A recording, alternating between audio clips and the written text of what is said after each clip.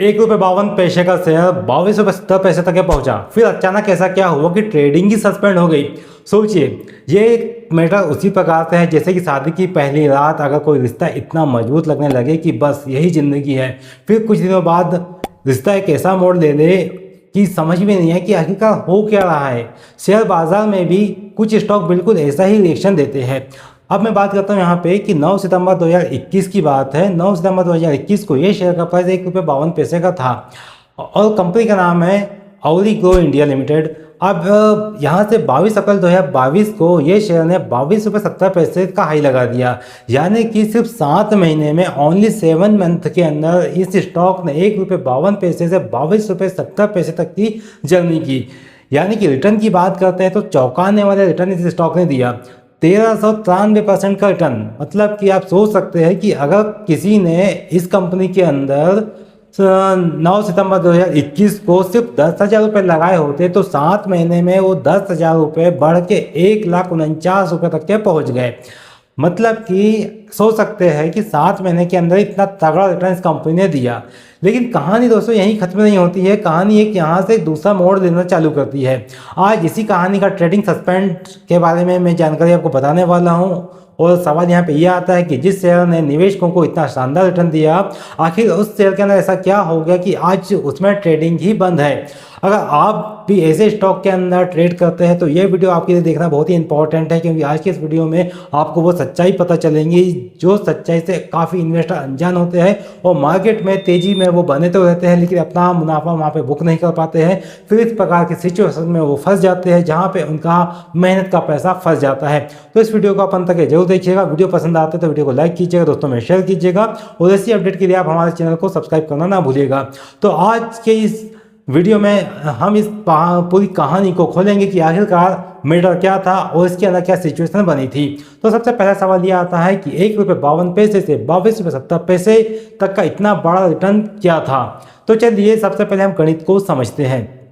Entry price ₹1.52, exit price ₹22.70, अंतर आया यहाँ पे ₹21.18 का। और रिटर्न की बात करते हैं तो लगभग 1393.42% का यहाँ पे रिटर्न मिला, यानी आपका पैसा लगभग 14.93 गुना हो गया। ऑलमोस्ट 15x तक के रिटर्न इस कंपनी के स्टॉक ने महज 7 महीनों के अंदर दिया, यानी करीबन 10,000 का कैपिटल ₹1,49,000 हो गया, जो कि महज कुछ ही महीनों में।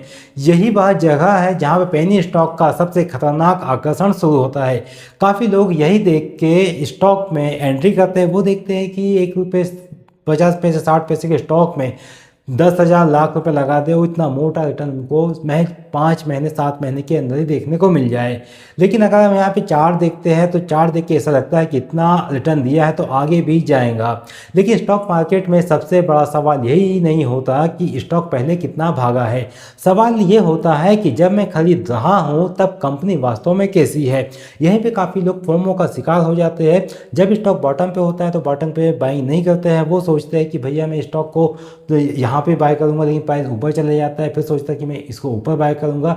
चलते चलते चलते चलते जैसे जैसे आगे बढ़ता है तो जिस लेवल पे वो अपना मुनाफा बुक करने वाले होते हैं वहीं पे वो एंट्री लेते हैं और फिर वहीं से स्टॉक के अंदर गिरावट आती है और वो फिर ऐसी जगह पे फंस जाते हैं जहाँ से वो निकलना उनके लिए मुश्किल हो जाता है।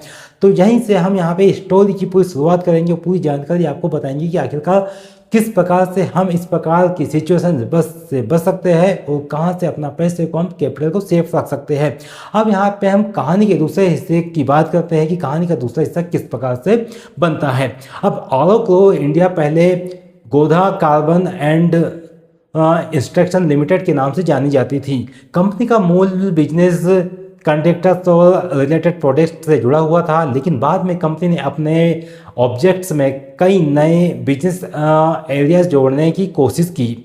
अब information technology, software development, textiles, agriculture, petroleum product, real estate, साथ ही पेरियस मेटल्स आदि, यानी कि बिजनेस प्रोफाइल्स का काफ़ी डाइवर्सिफाई दिखाई दे रहा था। और जब किसी भी कंपनी की बिजनेस प्रोफाइल काफ़ी डाइवर्सिफाई दिखाई देने लग जाती है तो जो इन्वेस्टर है वो काफ़ी आकर्षक होता है, उसे लगता है कि ये शेयर नहीं है, अब तो ये म्यूचुअल फंड बन गया है जो डाइवर्सिफाई करके खुद ही बिजनेस को मेंटेन कर रहा है। तो ये सोच के भी काफ़ी लोग इस प्रकार की कंपनियों में निवेश करना शुरू कर देते हैं। ये क्या कंपनी का नया बिजनेस वास्तव में रेवेन्यू और प्रॉफिट पैदा कर रहा था? ये सवाल आपको खुद से भी पूछना चाहिए, और अगर इसका आंसर ना मिले तो आपको चार्टिंग के आपको स्किनर की वेबसाइट पे इसके डेटा शीट या बैलेंस शीट पे जाके जरूर चेक कर लेना चाहिए। क्योंकि सिर्फ मोमेंटम में बिजनेस एक्टिविटीज जोड़ने से बिजनेस सक्सेसफुल नहीं हो जाता। अब हम आते हैं यहाँ पे इस कंपनी के अंदर जो सबसे बड़ा रेड फ्लैग था वो क्या था, और ये बात आपको जानना काफ़ी इंपॉर्टेंट है क्योंकि काफ़ी लोग पेनी स्टॉक में पैसा लगाते हैं, और जो लोग पेनी स्टॉक के दीवाने हैं तो उनको कौन कौन सी सावधानियां रखनी चाहिए, ये वीडियो में वो सारी बातें आपको समझ में आने वाली है। सबसे पहले हम यहाँ पे स्किनर से उपलब्ध आंकड़ों में कंपनी की तस्वीर देखते हैं तो मुझे ये देखने में आता है इन आंकड़ों के आधार पे कि ये इस कंपनी की तस्वीर काफ़ी कमज़ोर दिखाई देती है। फाइनेंशियल ईयर 2025 की मैं बात करता हूँ तो यहाँ पे सेल्स तकरीबन 175.55 करोड़ थी और नेट प्रॉफिट तकरीबन 7.17 करोड़ था। यानी कि कंपनी की जो सेल्स थी वो 175.55 करोड़ रही, लेकिन कंपनी का प्रॉफिट सिर्फ 7 करोड़ 17 लाख देखने को मिला। लेकिन फाइनेंशियल ईयर 2026 की बात करते हैं तो यहाँ पे तस्वीर बिल्कुल अचानक पूरी की पूरी तस्वीर यहाँ पे बदल जाती है। सेल्स सिर्फ करीब यहाँ पे 13.80 करोड़ रह जाती है। मतलब कि जो सेल्स इसकी 175.55 करोड़ थी लास्ट ईयर में, फाइनेंशियल ईयर 2025 में, और 2026 में यहाँ पे जो सेल्स देखने को मिली वो ओनली 13.80 करोड़ यहाँ पे सेल्स देखने को मिली। अब यहाँ पे एक सरप्राइज वाला आंकड़ा है जो आपको चौंका देगा। अब यहाँ पे प्रॉफिट की बात करते हैं, जो फाइनेंशियल ईयर 2025 में इसने प्रॉफिट 7.17 करोड़ का बनाया था। आप यकीन नहीं मानोगे, सन फाइनेंशियल ईयर 2026 में इसका प्रॉफिट माइनस में आया, -1.09 करोड़, यानी कि पूरा का पूरा प्रॉफिट जो था वो इसका लॉस यहाँ पे कंपनी दिखा दिया। यानी कंपनी फिर यहाँ पे सीधे किसी लॉस में चले गई। अब यहाँ पे क्वार्टरली नंबर की भी यहाँ पे चिंता पैदा करते हैं। अब मार्च 2026 क्वार्टर में देखते हैं तो मार्च 2026 में इस कंपनी की सेल्स 0 हो गई, ऑपरेटिंग प्रॉफिट भी -1.35 करोड़ हो गया, नेट प्रॉफिट -1.30 करोड़ आ गया। यहाँ कोई छोटा वार्निंग सिग्नल नहीं है। तो आपको यहाँ पे अब दूसरे पॉइंट पर मैं लेके चलता हूँ जो आता है कैश फ्लो, जो कहानी को और भी महत्वपूर्ण बना देता है। किसी कंपनी का प्रॉफिट देखकर खुश होने से पहले कैश फ्लो जरूर हमें देख लेना चाहिए। आरोग्य इंडिया के कैश फ्लो डेटा में फाइनेंस ईयर 2025 में कैश फ्रॉम ऑपरेटिंग एक्टिविटी करीब -105.85 करोड़ था। आप यहाँ देख सकते हैं इसको। और फाइनेंशियल ईयर 2026 में यह करीब 0.52 करोड़ पॉजिटिव हुआ। मतलब आप देख सकते हैं कि इसमें जो लास्ट ईयर में -105.85 करोड़ था और फाइनेंशियल ईयर 2026 में 52 लाख यहाँ पे पॉजिटिव देखने को मिला। लेकिन पिछले वर्षों में ऑपरेटिंग कैश फ्लो में काफ़ी वॉलिटिलिटी दिखाई दी है, और यहाँ पे रेशियो में सबसे बड़ा शॉक भी देखने को मिला। यहाँ पे डेबचर डेज की बात करते हैं तो ये लगभग कितने हो गए, ये 2669 दिन हो गए। अब जरा एक बात आप सोचिए, अगर कंपनी अपने कस्टमर से पैसा लेने में हज़ारों दिन लगा रही है तो इन्वेस्टर को एक सवाल जरूर पूछना चाहिए खुद से भी और कंपनी से भी कि कंपनी की वर्किंग कैपिटल में वास्तव में कितनी हेल्थी है। अब मान सकते हो कि एक साल होता है 365 दिनों का, और ये कंपनी अपने कस्टमर से पैसा लेने में ही 2669 दिनों का समय लगा रही है। मतलब कि यहाँ तो इसने कंपनी ने तो राम भरोसे काम छोड़ दिया, माल बना के ये दानी कर रही है और कुछ कमाने का सोच नहीं रही है। ये आप समझ सकते हैं, मतलब कि कंपनी की यहाँ पे हेल्थ कितनी हेल्थी हो सकती है। अब यहाँ पे हम वर्किंग कैपिटल को देखते हैं, जो यहाँ पे एक खतरा भी देखने को मिलता है। फाइनेंशियल ईयर 2026 में वर्किंग कैपिटल डेज की बात करते हैं तो ये करीब 4160 दिन हो गए, और कैश कन्वर्जेशन साइकिल यहाँ पे 286 दिन हो गया। अब यहाँ पे स्क्रीनर के जो एनालिसिस में मैं यहाँ पे वर्किंग कैपिटल डेज के बढ़ने और हाई डेबचर डेज को कंसर्न बताया गया है, तो यहाँ पे हम इसका ROCE देखते हैं जो -0.37% पे है, ROE इसका 0.86% पे है। अब आप ध्यान दीजिए, अगर किसी कंपनी का ROE ROCE अगर 15 से नीचे चल रहा है तो वो कंपनी में तो भूल के भी निवेश नहीं करना चाहिए। लेकिन यहाँ पे ROE ROC ये तो माइनस में ही चल रहा है, यानी कैपिटल पर रिटर्न भी यहाँ कमज़ोर देखने को मिल रहा है। अब आता है यहाँ पे सबसे बड़ा ट्विस्ट, जो कहता है कि कंपनी के शेयर होल्डिंग पैटर्न को देखिए, क्योंकि काफ़ी इन्वेस्टर पेनी स्टॉक में निवेश करते हैं या कुछ स्टॉक में भी निवेश करते हैं, तो उनको सबसे पहले ये पॉइंट जरूर देखना चाहिए कि कंपनी में शेयर होल्डिंग पैटर्न क्या कहता है। एक समय में इस कंपनी के अंदर प्रमोटर की होल्डिंग 34.44% थी, फिर यहाँ लगातार गिरती चले गई और मार्च 2024 की बात करते हैं तो यहाँ पे प्रमोटर की होल्डिंग 7.97% रह गई। अब आप यहाँ पे ध्यान दीजिए कि जहाँ पे प्रमोटर की होल्डिंग 34.44% थी, वो प्रमोटर की होल्डिंग 7.87% हो गई। तो यहाँ पे एक सोचने वाली बात होती है कि आखिर कंपनी के अंदर ऐसा क्या है जो प्रमोटर कंपनी का विश्वास नहीं जीत पा रहे हैं और अपनी होल्डिंग यहाँ पे बेच के निकल रहे हैं या प्लेज कर रहे हैं। तो यहाँ पे अगर किसी भी स्टॉक के अंदर प्रमोटर की होल्डिंग घट रही है तो ये एक रेड फ्लैग होता है उस कंपनी के लिए। अब यहाँ पे देखते हैं कि प्रमोटर की होल्डिंग 7.97% तो थी, लेकिन बाद में ये होल्डिंग 0 हो गई और मार्च 2026 तक के आते आते यहाँ पे प्रमोटर की होल्डिंग बिल्कुल 0 ही देखने को मिली है। और दूसरी तरफ एक बात देखते हैं तो काफ़ी इंटरेस्टिंग यहाँ पे डेटा देखने को मिलता है कि पब्लिक शेयर होल्डिंग देखते हैं तो ये हो गई 100% हो गई। मतलब कि जो लोग देखते हैं कि जो 30 पैसे 50 पैसे का स्टॉक है उसको भर भर के लेना चाहते हैं, तो यहाँ पे प्रमोटर ने अपने सारे स्टॉक जो थे वो पब्लिक को चिपका दिए। अब यहाँ पे जब जैसे पब्लिक को चिपकाए तो अब यहाँ पे अब शेयर जो है वो पब्लिक के पास में हो गए। 100% की होल्डिंग सिर्फ पब्लिक के पास में देखने को मिल रही है और शेयर होल्डर की संख्या की भी बढ़ती चली गई। अब यहाँ पे जून 2023 में करीब 48,963 शेयर होल्डर थे, जो बढ़ के मार्च 2026 में 2,28,181 शेयर होल्डर हो गए। यानी कि पब्लिक ने भर भर के इस कंपनी के शेयर को बाय किया। अब किसी भी इन्वेस्टर के लिए यह एक इम्पॉर्टेंट पॉइंट होता है, लेकिन कहानी यहाँ पे और ज़्यादा गंभीर तब हो जाती है जब कंपनी के बारे में स्क्रीन पर एक इन्वेस्टिगेशन रिलेशन डिस्क्लोजर यहाँ पे देखने को मिला।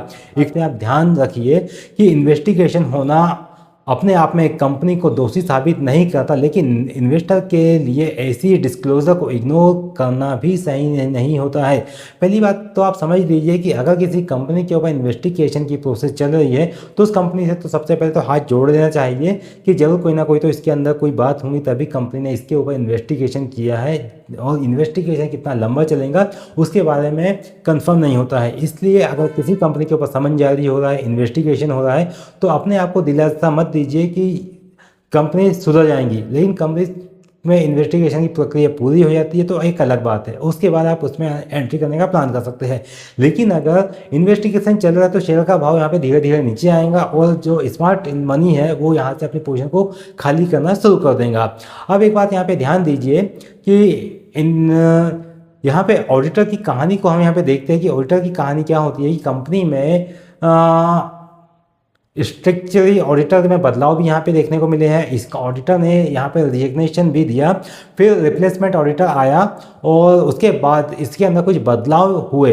ये किसी कंपनी के अंदर अगर ऑडिटर भी चेंज हो रहा है तो ऑडिटर चेंज होना उसकी चेन भी इन्वेस्टर के लिए एक इम्पोर्टेंट ड्यू डिलिजेंस पॉइंट है। अब यहाँ पे बात करते हैं जो सबसे बड़ा झटका लगा वो था 6 जुलाई 2026 को। 6 जुलाई 2026 को NSE ने एक सर्कुलर जारी किया और उसमें साफ कहा कि आरो ग्रीन इंडिया लिमिटेड की इक्विटी शेयर में ट्रेडिंग 8 जुलाई 2026 से सस्पेंड की जाएंगी।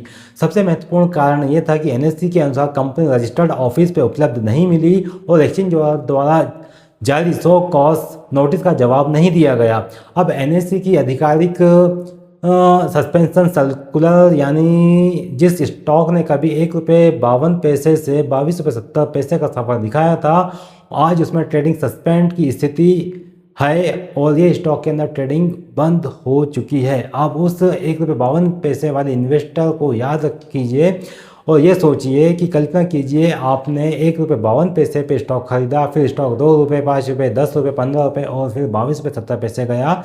आपके सामने पैसा लगभग 15 गुना हो गया। आप सोचते रहे कि ये स्टॉक तो मल्टीबैगर बनेगा और ये स्टॉक आपको करोड़पति बना देगा, लेकिन यही सबसे खतरनाक साइकोलॉजी ट्रैप होता है, क्योंकि स्टॉक प्राइस का बढ़ना और कंपनी का फंडामेंटली मजबूत होना दो अलग अलग चीज़ें होती है।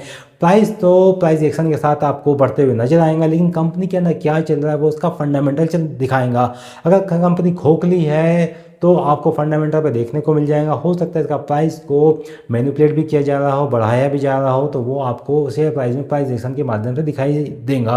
लेकिन आपको यहाँ पे जो बात है फंडामेंटली वो भी देखना चाहिए कि कंपनी एक्चुअली फंडामेंटल स्ट्रांग कितनी है या नहीं है। अब इस कहानी में सबसे बड़ा लेसन क्या है जो आपको यहाँ पे ध्यान देना चाहिए कि पेनी स्टॉक में हमें यह नहीं देखना चाहिए कि पेनी स्टॉक कितना ऊपर गया या कितना ऊपर जाएगा। हमें यह देखना चाहिए कि इस कंपनी के अंदर प्रमोटर की होल्डिंग कितनी है, प्रमोटर होल्डिंग इस कंपनी के अंदर बढ़ रही है या घट रही है, बिजनेस वास्तव में क्या है। जिस कंपनी का बिजनेस स्ट्रांग होगा वो कंपनी आगे भी स्केल करते हुए दिखाई देंगी। रेवेन्यू कहाँ से आ रहा है, प्रॉफिट सस्टेनेबल है या नहीं है, ऑपरेटिंग कैश फ्लो कैसा दिखाई दे रहा है, डिबेंचर डेज कितने हैं, वर्किंग कैपिटल कितना है, ऑडिटर क्यों बदल रहे हैं, अगर ऑडिटर बार बार बदल रहे हैं तो उसका कारण क्या है, क्या कंपनी को अपने ऑडिटर के ऊपर विश्वास नहीं है, भरोसा नहीं है, रेगुलरिटी डिस्क्लोजर क्या है उसके ऊपर भी ध्यान देना चाहिए, एक्सचेंज के साथ कंप्लायंस कैसा चल रहा है, और सबसे इंपॉर्टेंट बात ये भी है क्या स्टॉक में लिक्विडिटी में एग्जिट की सुविधा है या नहीं है। कभी कभी स्टॉक के अंदर लिक्विडिटी की सुविधा भी नहीं होती है, स्टॉक बढ़ते हुए नजर आता है लेकिन स्टॉक के अंदर लिक्विडिटी ही नहीं होती है। सबसे बड़ा खतरा पैसा लगाना नहीं, पैसा निकालना पाना होता है। अधिकतर स्टॉक में पैसा तो लोग इन्वेस्ट कर देते हैं और देखते हैं कि शेयर का भाव चल रहा है और वो तो तान मार के सो जाते हैं। उनको लगता है कि स्टॉक तो अब हमें लखपति करोड़पति बना ही देगा। लेकिन सबसे बड़े हमें यहाँ पे टाइम टू टाइम हमें अपना मुनाफा भी करना चाहिए। ट्रेडिंग सस्पेंशन में हमें सबसे बड़ा लेसन ये देता है कि किसी स्टॉक में अपना पैसा स्क्रीन पे दिख रहा हो लेकिन अगर ट्रेडिंग की ही सस्पेंड हो जाए तो आपका सबसे बड़ा सवाल ये होगा कि मैं इसे अब बेचूं कैसे, क्योंकि आप स्टॉक में फंस चुके हैं और ट्रेडिंग सस्पेंड हो चुकी है, कोई बायर नहीं है, अब सेलर की यहाँ पे भरमार है तो इसको बेचेंगे नहीं और एक्सचेंज इसकी सुविधा देगा नहीं। इसलिए इन्वेस्टर को केवल पोटेंशियल रिटर्न नहीं देखना चाहिए, उसे एग्जिट रिस्क भी जरूर देखना चाहिए। अगर आप इसको एग्जिट कर पा रहे हैं तो आपके लिए ये बेहतर है और अगर एग्जिट नहीं कर पा रहे हैं तो ये स्टॉक कितना ही बड़ा या घट के न जाए आप इसमें सेफ नहीं है। अब मैं आपको एक इम्पॉर्टेंट बात बताता हूँ जो आपको ध्यान से सुनना चाहिए। और गो इंडिया की कहानी को मैं एक लाइन में कहूँ तो ₹1.52 से ₹22.70 ने इन्वेस्टर को सिर्फ सपना ही दिखाया है। लेकिन 8 जुलाई 2026 की ट्रेडिंग सस्पेंड ने बता दिया कि स्टॉक मार्केट में सिर्फ रिटर्न देखना काफ़ी नहीं है और यही हमारी आज की सबसे बड़ी सीख है। मल्टीबैगर खोजने से पहले मल्टीबैगर बनने की वजह खोजना जरूरी है कि स्टॉक में मल्टीबैगर बनने का कितना पोटेंशियल है या नहीं है, क्योंकि बाजार में सबसे खतरनाक स्टॉक वहाँ नहीं होता जो गिरता है, सबसे खतरनाक स्थिति वहाँ होती है जहाँ आपका स्टॉक आपके पास हो लेकिन आप उसे बेच ही नहीं पाए। ये सबसे बड़ा रिस्क होता है। अगर आपको ऐसी कंपनीज की पूरी कहानी चाहिए जहां पहले स्टॉक रॉकेट बना हो और बाद में trading suspend, ASM, GSM, T2T regulatory action में फंसा हो तो चैनल को सब्सक्राइब जरूर कीजिएगा।